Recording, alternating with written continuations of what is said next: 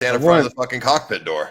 Samurai sword and plate mail. Fuck that! Yeah, I'm a guy in plate armor who just stands there with his 7-foot tall sword right in front of him. One of those Gimli style fucking war axes, just a giant double bladed axe, heavy as fuck. One swing, fucking 6 innocent passengers decapitated.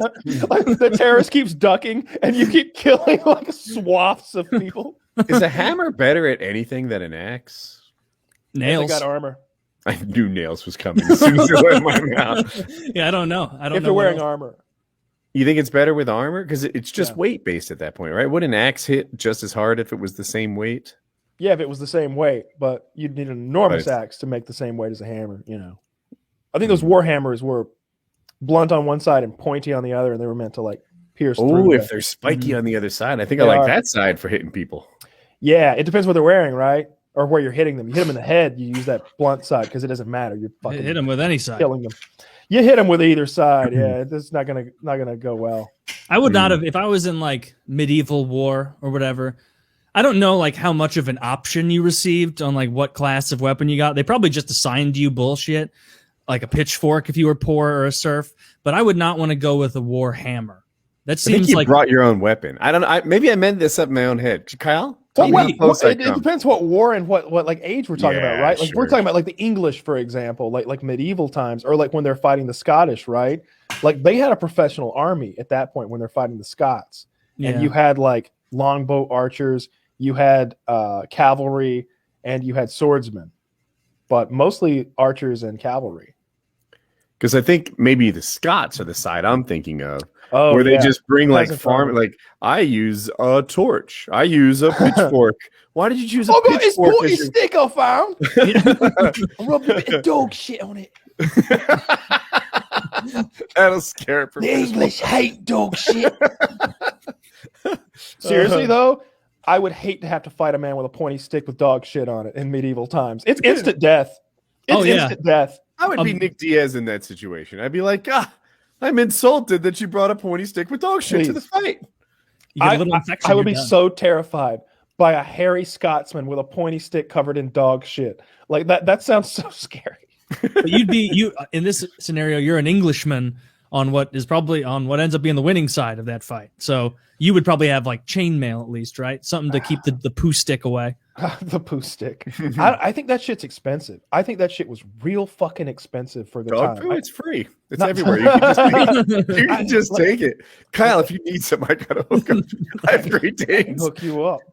Yeah, I don't know. It depends on the age you're talking about, the army you're talking about. It was all different. But yeah, there were definitely some of those armies that were just like, bring whatever you got. We got to go. And then there were those armies that were like, yeah, everybody gets a gladius. They're all made to order, like the Romans, for example. You know, they all had those fucking.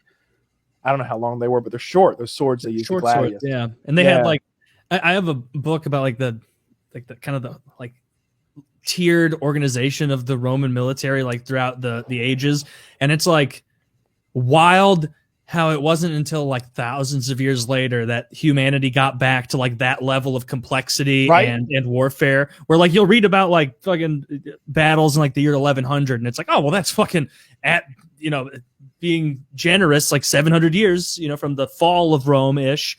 That obviously wasn't Rome's peak, the fall. Still not even close. Like just bullshit tactics, not nearly as advanced. Okay. Counterpoint. Mm-hmm. Are you sure bullshit non-advanced tactics are worse? Like, let's name all the guerrilla warfare that is lost. Well, that's different. That's completely different. Like the Romans would conquer countries, right? Like guerrilla warfare is its own animal. Like they had that's the whole problem they had with Hannibal. Like coming over the mountains with the fucking elephant, the Carthaginian. But whenever they would face someone, the Romans, just the way they broke down their army, right, like, in a very modern kind of way, we really copy the way that they broke their army down into segments and smaller groups and everything. Yeah, and the way they equipped their army was the way you equip a professional army in modern times. Like nobody's going into the Marine Corps and like, hey, what kind of gun did you bring? I got my daddy's 30-06. Oh, that's cool. I got a Coon shotgun. We've been like nobody's 22. No. It was literally like we all get an M4. Like we all get the same ammo. Like, and this that's what the army you're describing lost in Vietnam, right? Now, I was listening to a soldier tell stories about his Vietnam experience. And he gets to Vietnam and he's really surprised they're not like throwing rose petals at him and stuff. Like he's there to liberate them from the bad guys, and he was invisible. He didn't get any attention. He didn't get any love. Yeah. And then what happens is like he's like, we would see like 2 soldiers a month. Meanwhile, we would take like 75, 80 casualties a week. Mm-hmm. And before long, it's just, we don't know who the bad guys even are. They're all of them. All of them. Everyone who looks Vietnamese is a bad guy because someone's killing my men. Mm-hmm. So like one guy looks at him sideways from a village and they call in an airstrike and burn the whole village. And that's just the relationship we have with everybody now. But that village won. Right, that we ended up. Well, not that one in particular, but the village, the guerrilla warfare.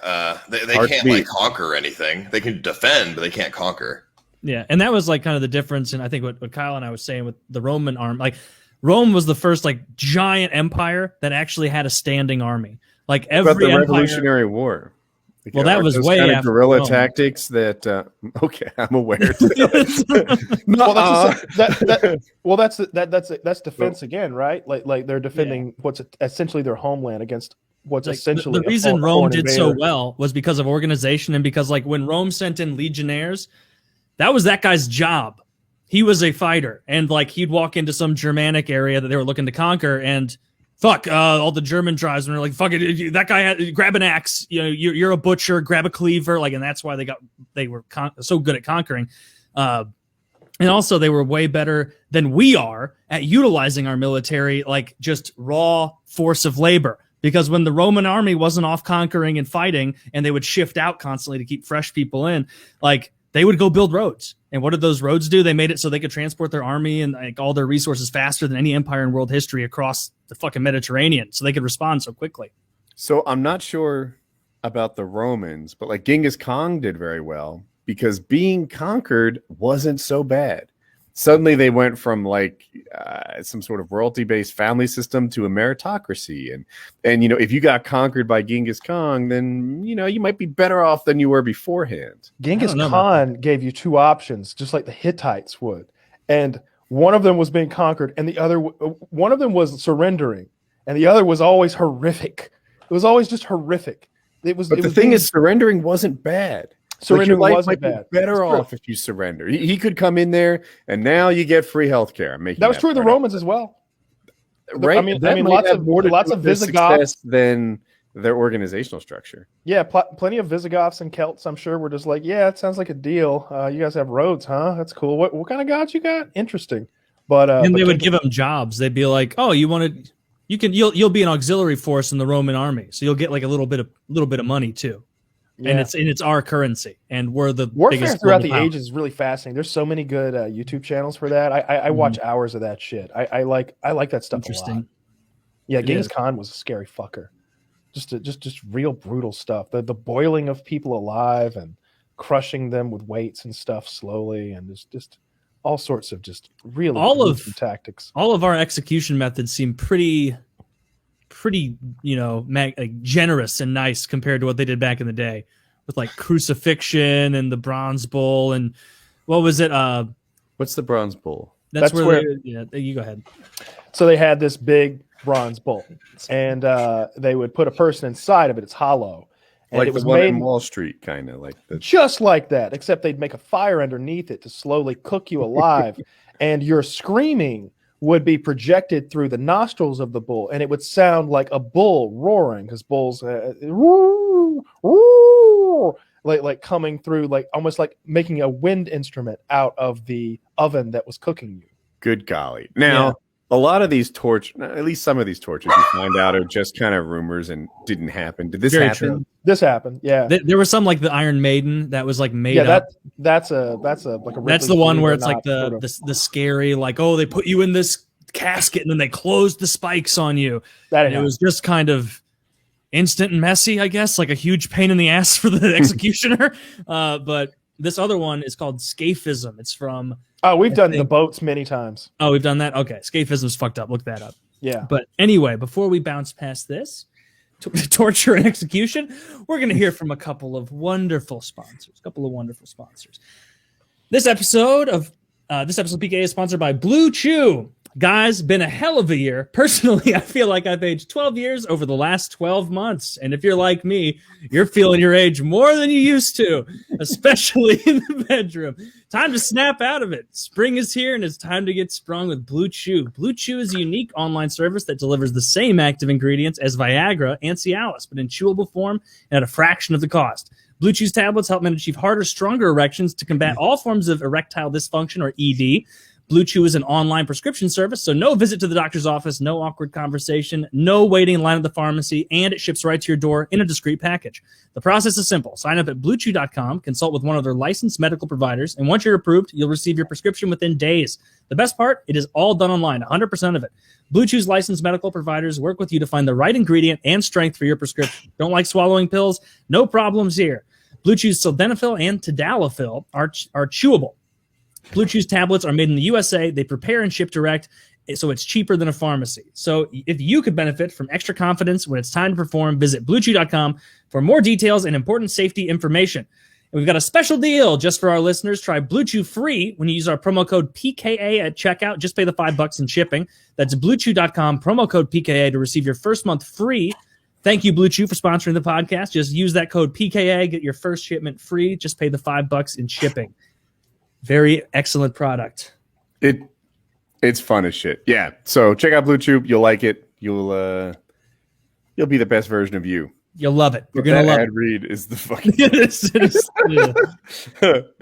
This episode of PK is brought to you by a company we know and love, Postmates. You know what's great about eating your favorite thing? Eating it. You know what's not great? Going and getting it. And the only fast things that deliver are not what you're craving.